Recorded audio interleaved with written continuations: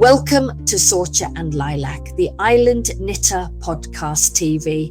I'm Claire, and here you'll find a cozy mix of knitting, music, and stories inspired by Orkney life. Here, when I first filmed this, I was experimenting with colour. Vivid magenta dye I did, mainly to soak up the last of the... Now trying to revive forgotten fleece. If it were yours, what would you do with it now?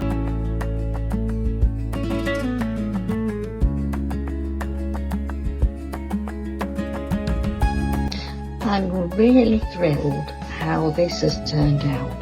This is my homespun, wild spun yarn. How much it matches up with this beautiful card that I was given by a little friend of mine called Hannah, along with this pretty little one of a watermelon as well.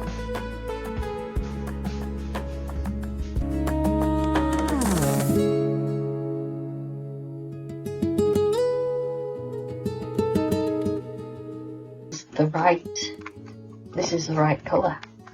It's got a little bit of variegation in it. Yeah, definitely this is the right colour for leafy green. The only thing with this was that the lilac was made up of equal amounts of magenta and cyan and 15 millilitres of black for this amount of dye. Mops into the dye water, the remainder of the dye water, and cooked for another hour. I didn't add any more vinegar because there was enough still in the water from there. This piece has waited patiently on the shelf, beautiful but unfinished somehow. Would you dye it, unpick it, or keep it pure? We all have projects that rest, waiting for our next chapter. Sometimes the yarn tells us when it's ready. What would you do? Have you got any forgotten projects? Let me know in the comments. Now let's get back to the video. So I'm going to over dye the yarn by using a weakened version of the dye, diluted.